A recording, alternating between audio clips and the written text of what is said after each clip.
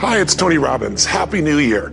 Listen, how's your new year coming out so far? I know it's early, it's January 15th, and I thought I'd send you out this little video message because you know what that day means, don't you?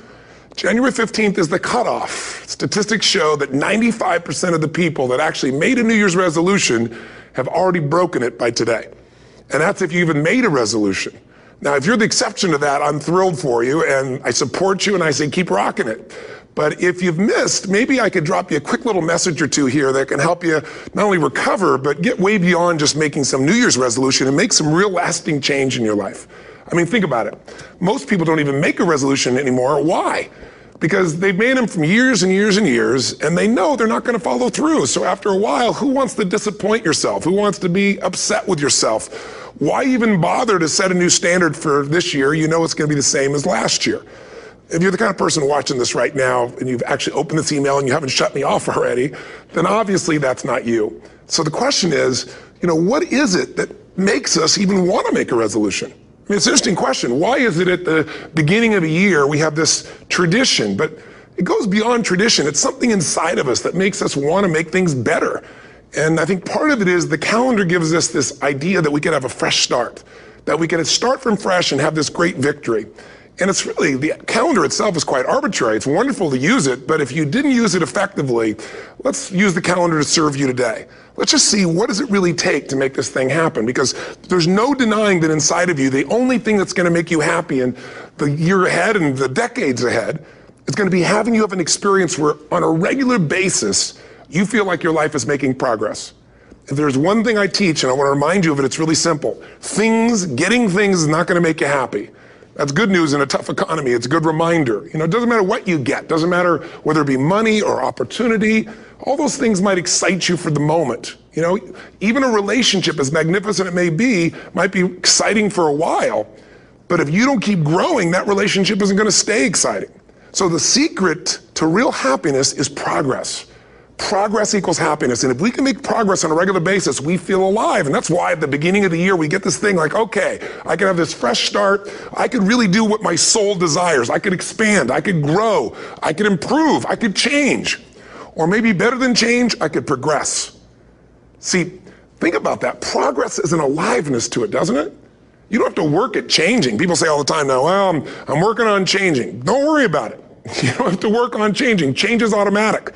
Your body's going to change whether you want it or not as the years go by. And no matter how hard you work, there's going to be some changes going on there. The economy is going to change no matter what you want it to do. The weather is going to change. Relationships are going to change. Everything in life is always changing. We don't have to work on change. Change is automatic, but progress is not.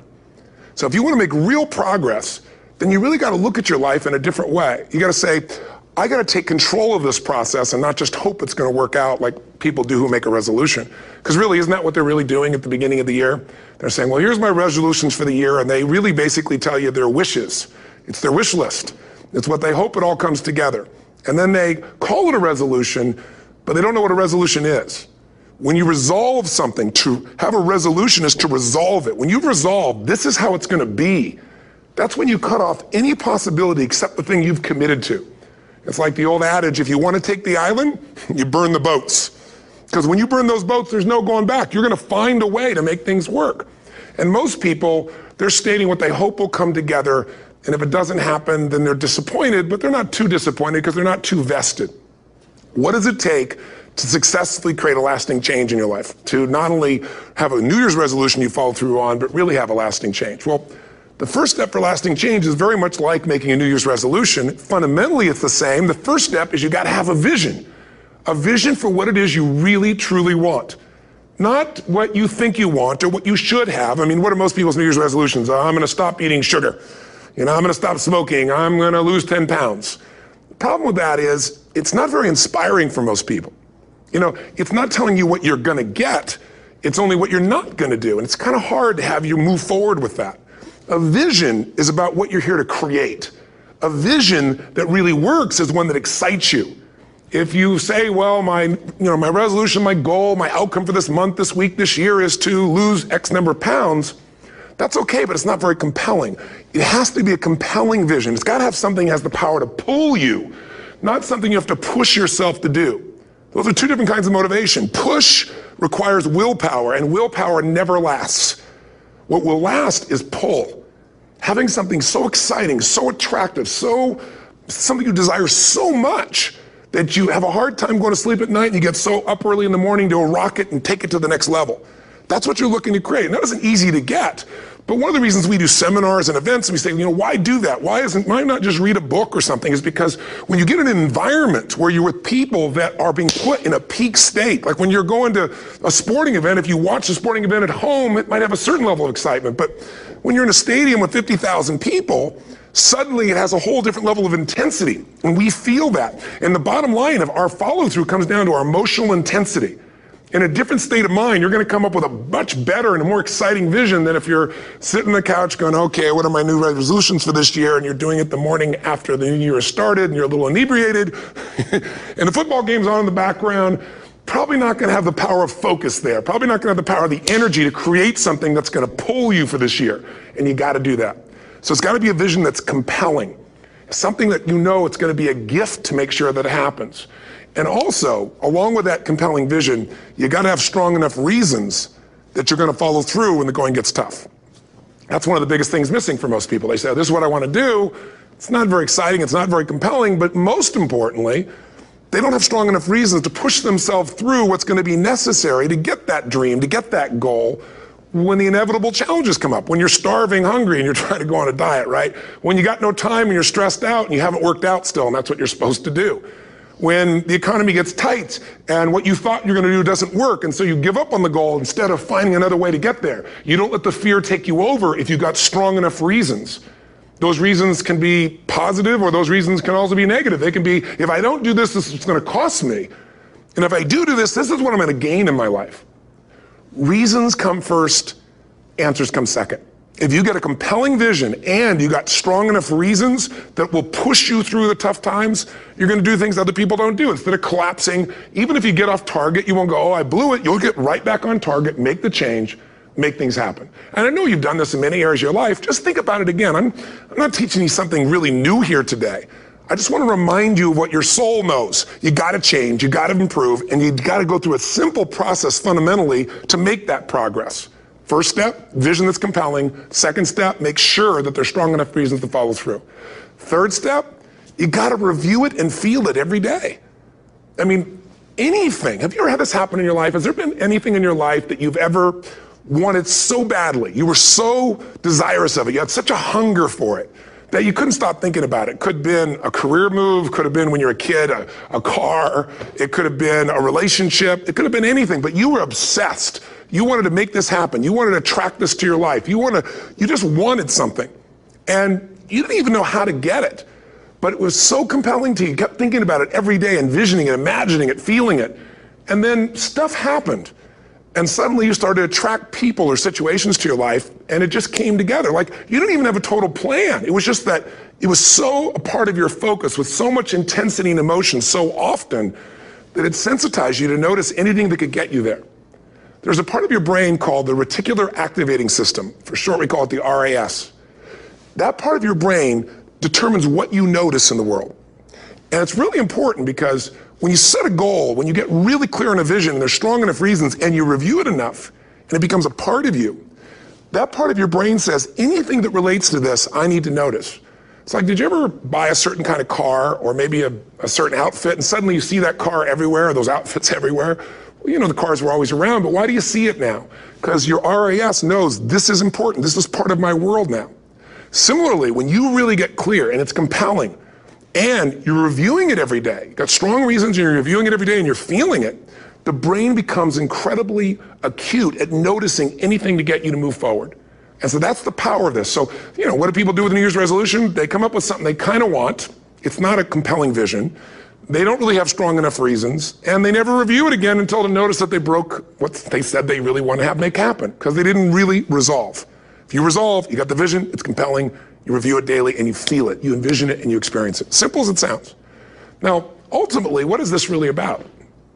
Ultimately, if you're going to have lasting change in anything, you're really talking about just raising your standards.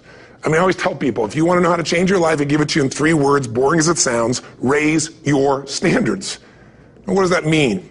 corny as it sounds. Raise your standards. Oh, thank you for the breakthrough thought, Tony. I'm glad I wasted my time watching this little email with you. But think about it. Lasting change is different than a goal. You don't always get your goals, but you always get your standards. Maybe it would help you is to think about it this way. I try to explain standards to people with a different set of words.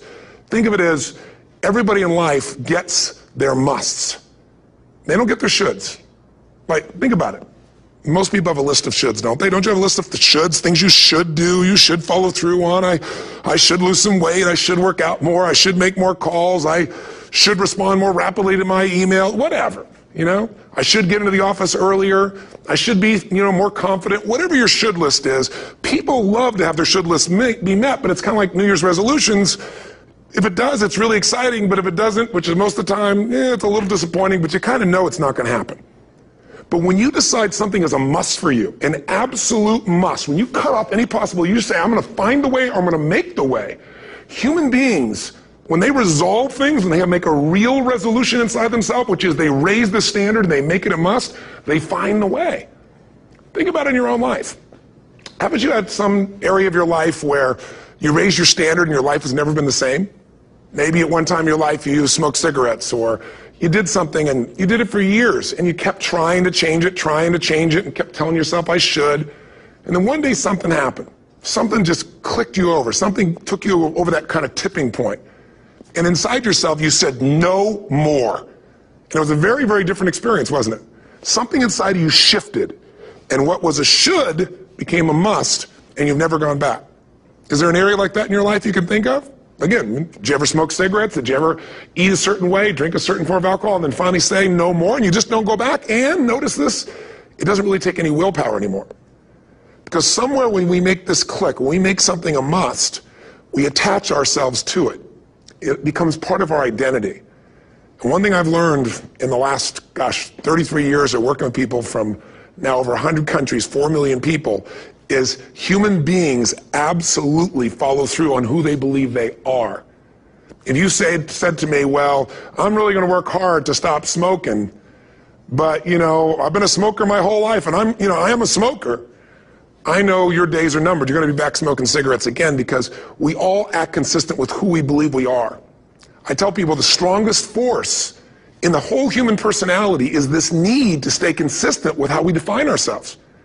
If you define yourself as somebody who is really conservative, you're not going to be crazy and act nuts unless you're really drunk or something, and then you can say it's the alcohol. When it's really just you finally getting permission to be yourself, the alcohol is your excuse. If you're a really crazy person, you act crazy, outrageous, playful. You don't act conservative because that's not who you are. Very often people say, well, I can't do that. I'm not that kind of person. And I always say to people, really, when did you define yourself? I mean, really, how many years ago did you come up with what you could and couldn't do in your life? How many years ago?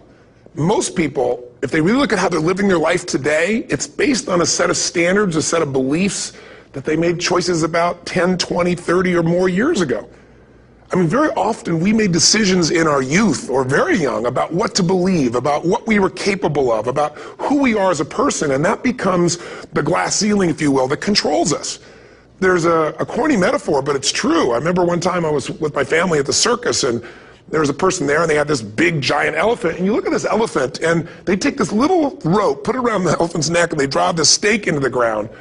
And I mean, you look at this, and you know that elephant could rip down the entire tent with almost no effort. And yet, the elephant doesn't struggle, doesn't try. Why? Because the elephant's conditioned. And they take that elephant and condition the elephant when it's a baby elephant. That's how they train them. When it's a little baby elephant and it doesn't have the power yet, they put a big rope around it and they drive this huge stake in the ground, and the elephant fights and fights and fights. And one day, finally, that elephant decides, I'm not capable of pulling this out. And once that becomes the definition of an identity of anyone, an elephant in this case, they don't even try anymore. It's just who I am, that's how it is, that's just the way it is in my life. I'd like to ask you to take a look at any place you've got a limitation and ask yourself, when did I decide to accept that limitation? And you may not even see it as a limitation. You might see it as just that's who I am. But so often in our lives, we've adapted to be a certain way so that we don't fail or so that people will like us or respect us, but it's not necessarily who we are. Joy comes when you're spontaneous. It's really hard to be truly happy when you're not being yourself. And most of us have no clue who we are. And so a big part of my work, if you've ever been to an event, you know, is to get people to do things spontaneously without thinking, because that's when the real you shows up. That's when the energy comes alive. And when you do that, when you start to connect to your true nature, suddenly there's energy available for you to set a higher standard for what you want in your life. That's what this is really all about. And when I talk about standards, when I talk about, you know, shoulds versus musts, think about your own life. I know there have been areas in your life where some point in time you just shifted and you raised the standard and your life changed. Because whatever people have their identity attached to, they live. We live who we believe we are. That's just how it works. It's just kind of like, I'll give you an example. Look at your physical body.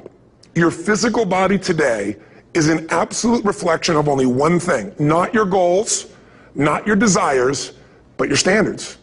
The identity you have for yourself. If your standard is you're an athlete, then there's a certain amount of strength, a muscle tone, and energy that's available in your body on a regular basis because that's who you are. And so you do whatever's necessary to maintain that identity.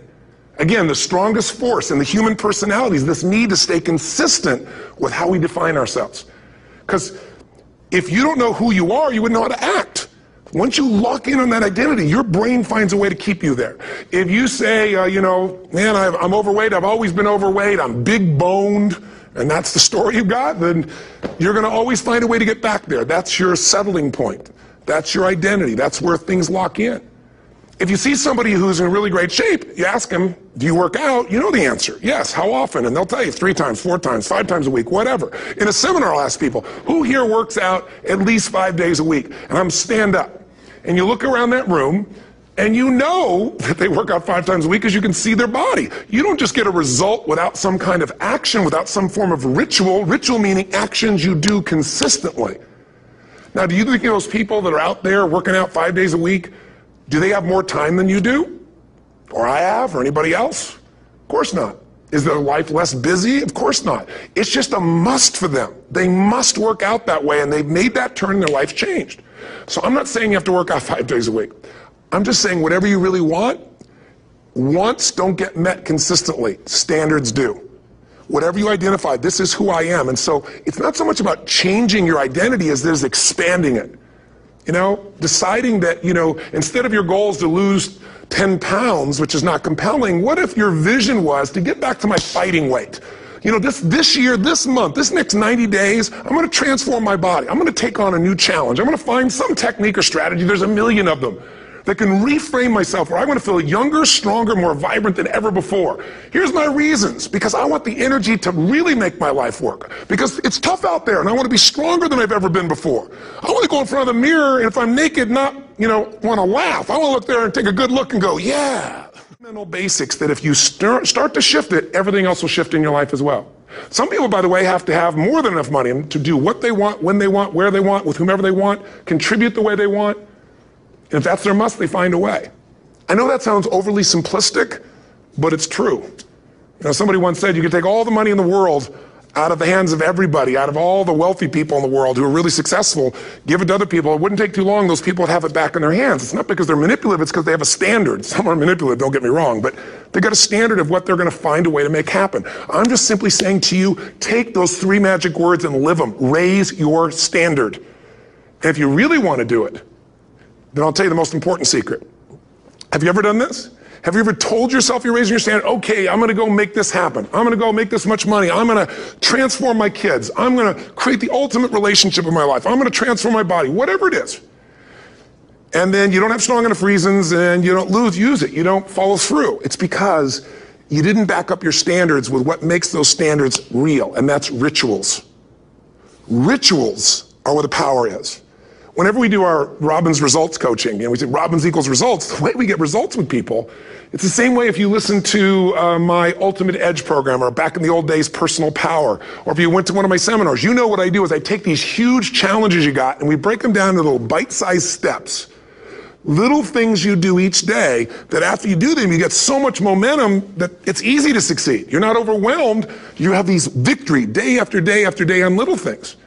If you went through Ultimate Edge, I'm sure you learned about the hour of power, or the 15 minutes to be able to be fulfilled, or 30 minutes to thrive, where you literally just condition your body and emotion with a couple little rituals So it doesn't matter what's going on in your world, you feel that strength, and it's not fake, it's not some pump up, it's coming from inside you, and it works. Rituals define us. See, all the results in your life are coming from your rituals. They start with a standard and then have rituals that follow it up. Like, for example, if you are where you want to be physically, you have very different rituals than if you're not where you want to be physically. If you're overweight, you and I both know you got a different ritual than if you're physically fit. Completely different. You get up in the morning, what's the first thing you do if you're fit? Your shoes are there, you roll over, doesn't matter how you feel, you put on your shoes, you lace them, you start walking, or whatever that ritual is. If you're overweight, you roll over and you have a very different ritual. You might roll over several times to turn the alarm clock off. You go in and get your mocha smocha, whatever, special coffee. You stop by at Starbucks, whatever the case may be. You have your nice sugar muffin, that's supposed to be really nice for you. Whatever you do, it's a different ritual. If you have a great, passionate relationship, you have very different rituals in how you come home than if you have a lousy relationship. When you come home and the first thing you do is you're tweeting somebody or you're emailing or flipping on the news or you don't even come home. What are the rituals? Whenever I study people that are successful, what I look for is what's the standard they hold themselves to? And then what are all those little rituals that add up? Because think about it. Success and failure are not giant events. They don't just show up. You don't just suddenly become successful or suddenly have this cataclysmic event that makes you fail. It may look that way, but failure comes from all the little things. It's failure to make the call. It's failure to check the books. It's failure to say, I'm sorry. It's failure to push yourself to do things physically that you don't want to do. And all those little failures day after day come together until one day some cataclysmic event happens and you blame that. That event happened because you missed all the little stuff. Do you agree with me? And success, by the way, is not some overnight event. It's all these little things. Success is having a vision. Success is making it compelling. Success is really seeing it and feeling it every day with strong enough reasons. Success is feeling the sense that I'm here to grow and I'm here to give something to the world more than just myself. Success is caring about other people. Success is calling and saying, I love you in the middle of the day for no damn reason. Or sending a note. That'll change your relationship. Have a ritual of something funny, playful, or a surprise you do. How many relationships are dead today because they have no surprise rituals anymore? You need to have some rituals, some cool things you do that nobody else does that gives you a better life than anybody else has. All the little stuff. That's where success comes from. In business, it comes from delivering more than anybody could imagine. All those little things add up. People go, wow, that's who I want to do business with. It's true in any area of your life. So if you look at somebody who's really successful and you think, wow, they're so amazing, they're such a genius, you gotta dig underneath and you gotta remember something. People are rewarded in public for what they've practiced for years in private. Myself and my business people say, how do you get up and speak and you have no notes and you go for 3 days and nights and the room is like, everybody's wired and it's incredible, it's like a rock concert. How do you do that? How do you have that confidence? Well, it's not confidence, it's experience now. But I did so much behind the scenes and I still do to make things right. How many people would know that since the time I was 17 years old, before I walk out on stage, still do to this day, wouldn't need to do it, but I still do it, I never walk out there without being in an absolute peak state of mind. There are days my back is hurting, my throat is hurting, or I may have had a challenge, or my father passed away, and I've still got to deliver for these people because my standard is give my all every time. Every event has to be better. Talk to anybody who's been to our events for 5, 10 years, some of our trainers, and I'll say, I don't know how he does it. He always finds a way to make it better. That's not an ego thing. That's a standard in me. I have to find the way. And my ritual, though, is I prepare, I think, I gather new information, I figure out how to put something across better. What do people need? I spend time with our customers. I see what's going on. And before I get on stage each time, I have this little ritual to put myself in a state of mind.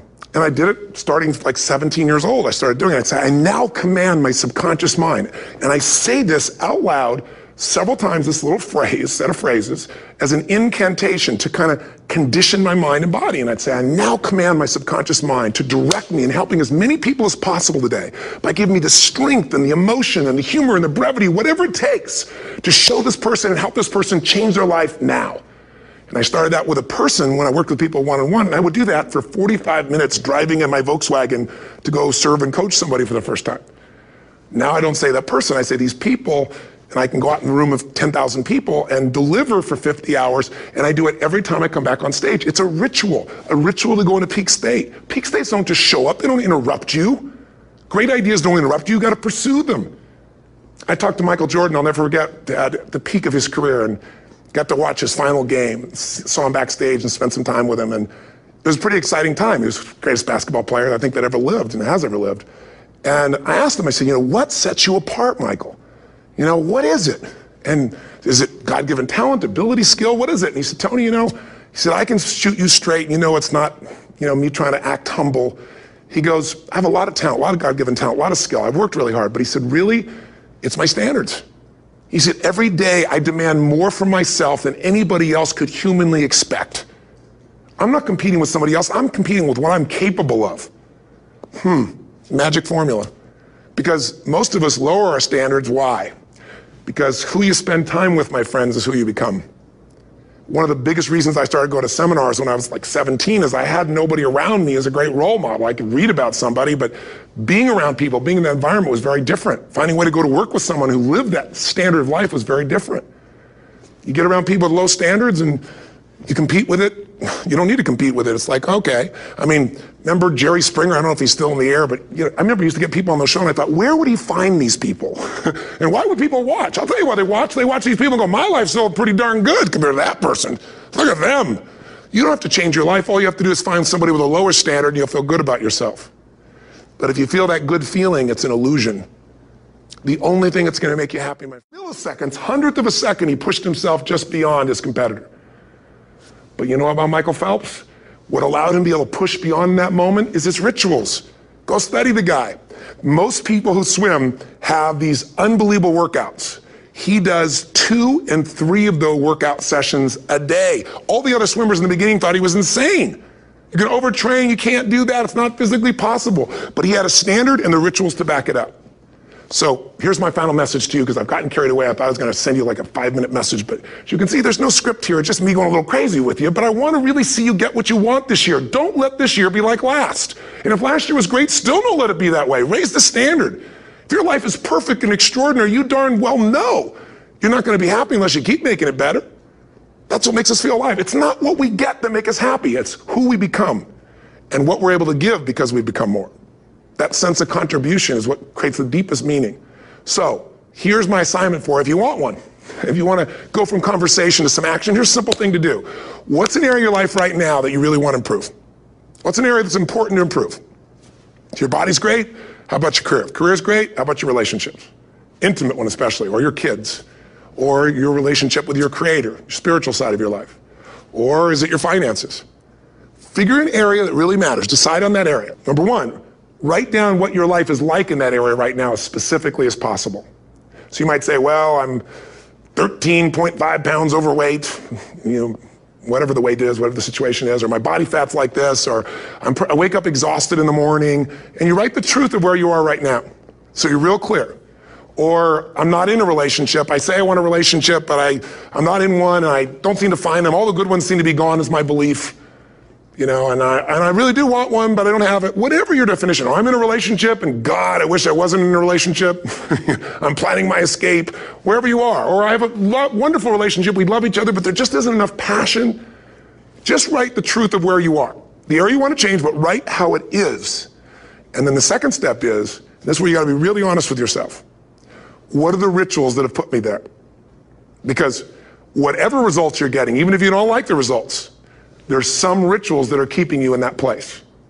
There's some rituals of what you eat or don't eat, how you move or don't move, how you sleep or don't sleep. There's some rituals in the lack of variety or spice or energy or focus in an area. There's something you're doing, and it's usually not one thing, it's a bunch of little things that you kind of do consistently whenever you think about getting in a relationship, whenever you think about working out, whenever you think about money. You get yourself in a state of overwhelm. You start thinking about all the things you can't control. Just write down all the rituals you have, and then here's the third step. What do you want? What's your vision? And be really specific. I want to be my fighting weight. I want to be the strongest I've ever felt. I'm going to turn my, whatever it is, be specific. And then, last step number 4, what are the rituals that'll get you there? What would you need to do differently each morning if you're going to be that kind of energy, that kind of strength? How often would you work out? What days would you work out? What time? A ritual is something you do consistently, usually at a specific time, so it becomes automatic. Let me tell you something. Willpower doesn't last, but rituals can last a lifetime. I bet you have some rituals in your life right now you've been doing for years, even though some of them don't serve you. I'm just saying, wake yourself up. If you want a new year and a new life, you don't need to start on January 1st. Start today. Start with this little video. And just begin to see what happens and see how easy it is to just do a few little rituals. Don't do them all, just do 2 or 3 new things. And you know what happens? You'll get momentum. Because once you discipline yourself in one area of your life, you feel yourself doing it in other areas as well. And I always say something that my original teacher taught me. I always remind people, there's always 2 pains in life. There's the pain of discipline, or there's the pain of regret. And discipline weighs ounces, as my friend Jim Rohn taught me. Regret weighs tons. You don't have regret. So right now, what do you want to change? What's it really like? What are the rituals that got you there? That'll take a little homework. If you're not sure, ask the people around you. They'll tell you what your rituals are. What do I really want in depth? What are the rituals that will get me there? And then get yourself to start a few of those actions and lock them in place. If I can help you in any way, we're here as a company to support you. Come have an event with us. Come to Unleash the Power Within or Mastery University or get a coach.